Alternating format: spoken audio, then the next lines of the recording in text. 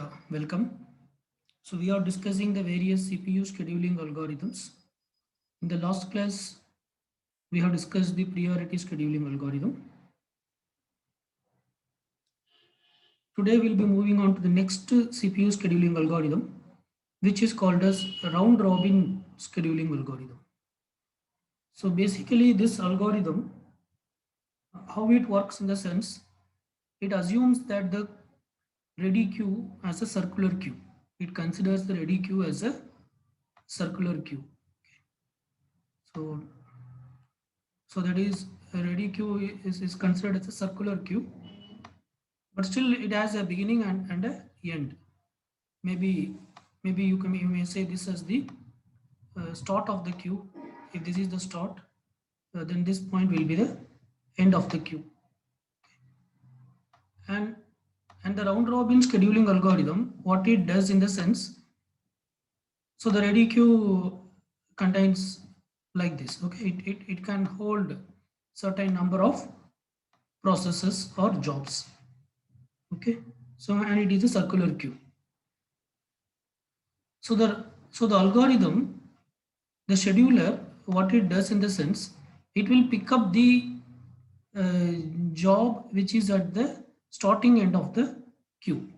It will pick up the job which is at the starting end of the queue, and that job will be assigned to the CPU, and that job will be assigned to the CPU, and CPU will execute this job for some quantum of time, for some quantum of time. So the time quantum will be specified. Okay, so we call the time quantum as q. We call the time quantum as q. The value of q may vary from 10 milliseconds to, typically, I'm saying there is no hard and fast rule. Typically, q ranges from 10 millisecond to 100 millisecond. Okay, or it depends. So it means that if a process gets the CPU, it will execute for that much millisecond. Okay, let us assume 50 milliseconds. In our case, let us assume Q as 50 milliseconds. So what happens in the sense, whenever a process gets the CPU, it will use the CPU only for 50 milliseconds. Before that 50 millisecond, if the process itself terminated, then it will uh, give up the CPU. Okay, it will release the CPU, and again the operating system will go back to the queue and identify the next job which is at the start of the queue, and it will take and it will start processing. Okay, this is the case if the process terminates before the time quantum expires.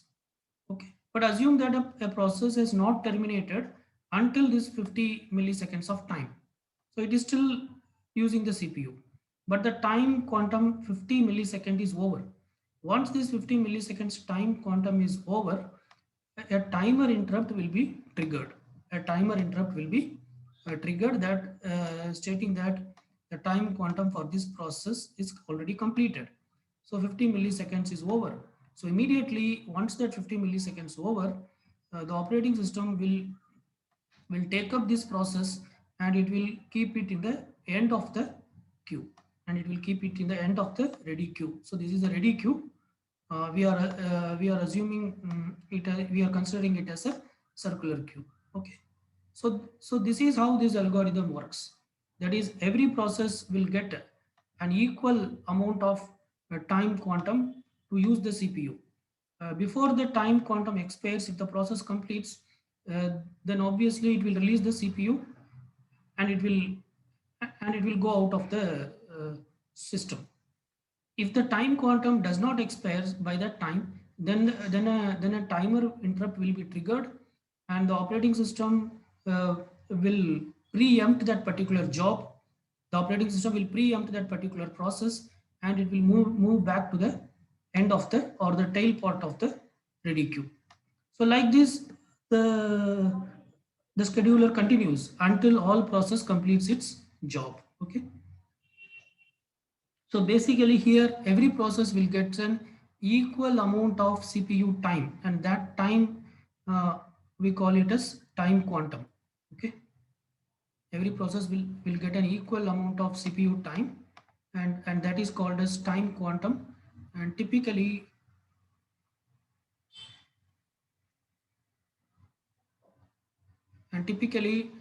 time quantum will be equal to 10 to 100 milliseconds.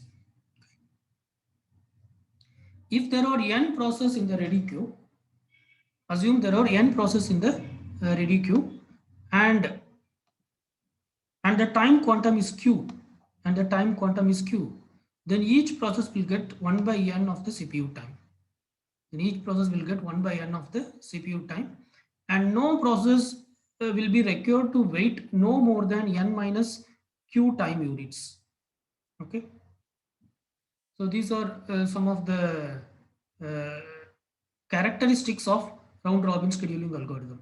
If there are n processes in the ready queue, and if the time quantum for each process is q milliseconds, then each process will get 1 by n of the CPU time, and no process will be required to wait n minus 1 into q time units.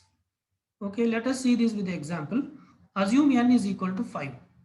So it means there are 5 processes in the ready queue. Currently there are 5 processes in the ready queue. Okay, let us assume q as 20 milliseconds. That is, each process is going to get 20 milliseconds of time quantum whenever they get the CPU.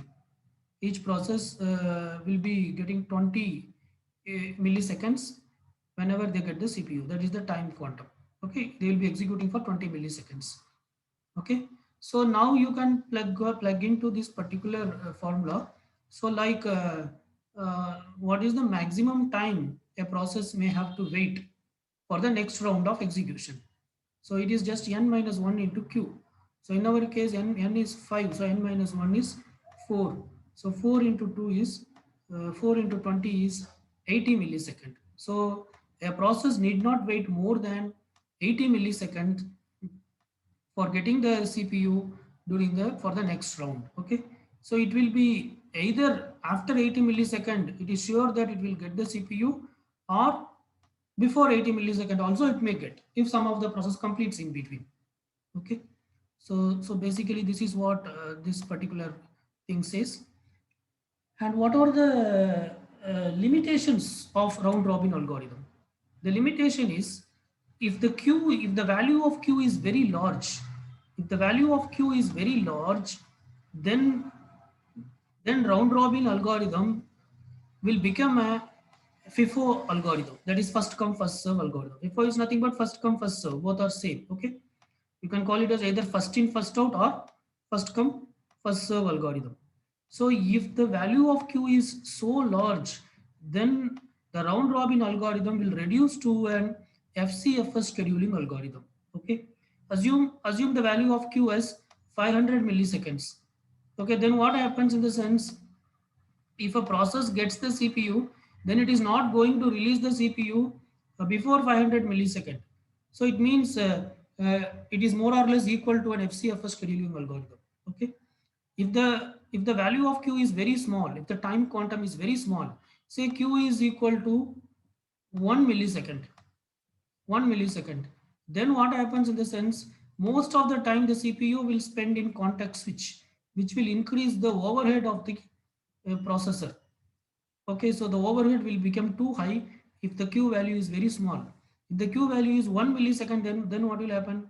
CPU will execute a process for 1 millisecond, again it will context switch, it will take the next job, it will execute that for 1 millisecond, again it will context switch. In that case, probably the time it spends on the context switch will become more than the actual processing time or the execution time. Okay, so these are some of the limitations of round robin algorithm.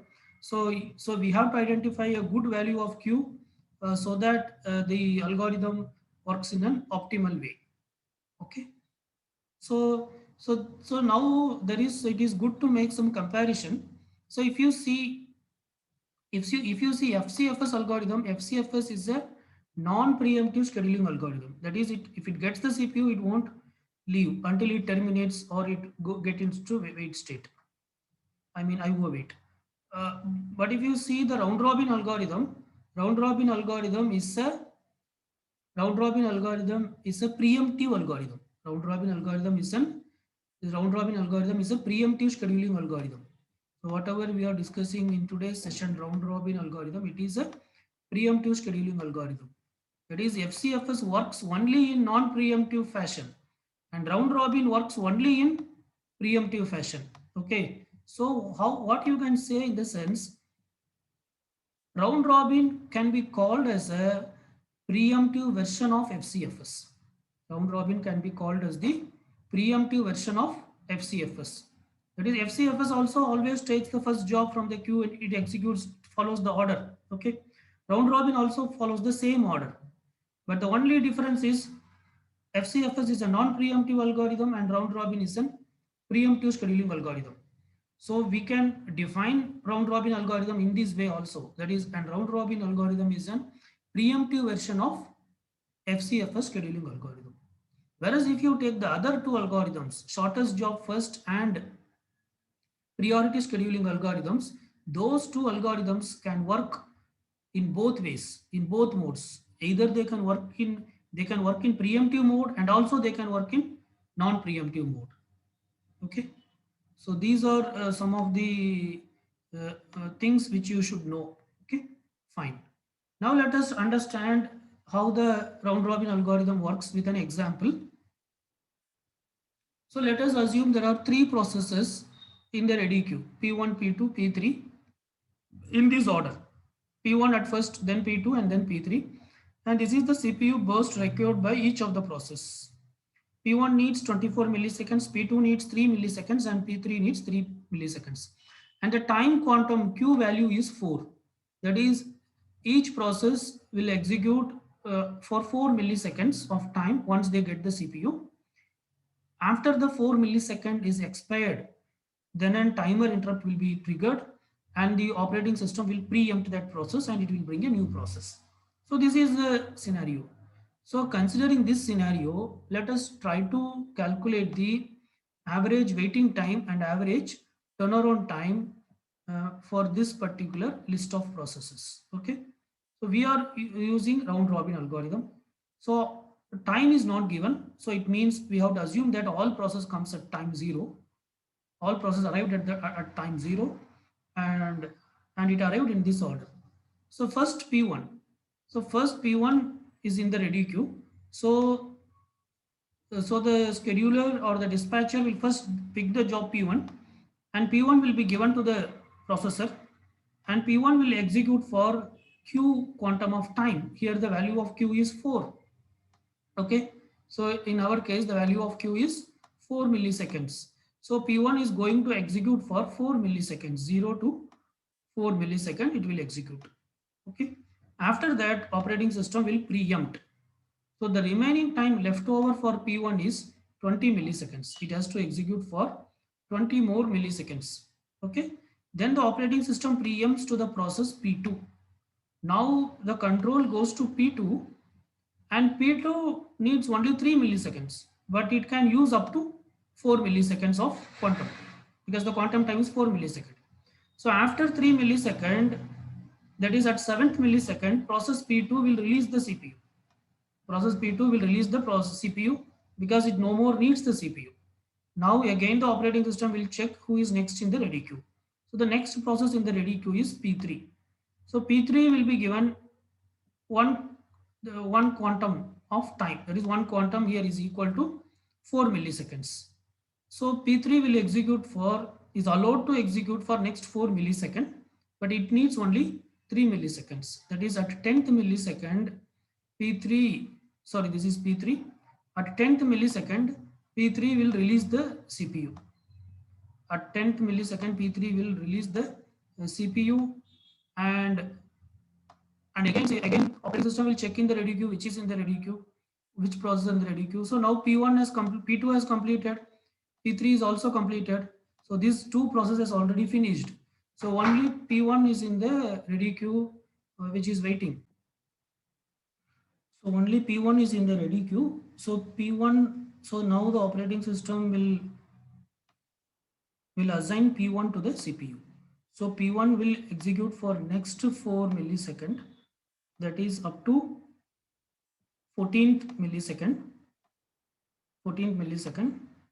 Again, operating system will check, is there any other process in the ready queue? No. So again P1 will continue. P1 will continue. So after 14 millisecond, it needs, after 14 millisecond, it has remaining 16 milliseconds. Okay. So again, it will continue up to 14 plus 4, 18 millisecond. So after 16 millisecond, the remaining time left over is 12 millisecond. Okay, then again it will continue up to 22 millisecond. Okay, P1 will continue up to 22 millisecond, but as there is no more process in the ready queue, P1 will keep continuing. P1 will keep continuing. So 22. So that is after 22 millisecond, the leftover is 8 millisecond. Okay. So again it will continue up to 26 millisecond. Okay, so after 26 milli, sorry, after 14 millisecond, the leftover is 16 millisecond. After 18 millisecond, the leftover is 12 millisecond. After 22 millisecond, the leftover is 8 millisecond. After 26 millisecond, the leftover is 4 millisecond. Okay, so next to one more slot it will take. So again, as there is no more process, again P1 will continue and it will complete at 30th millisecond. Okay, so here you can see 14 to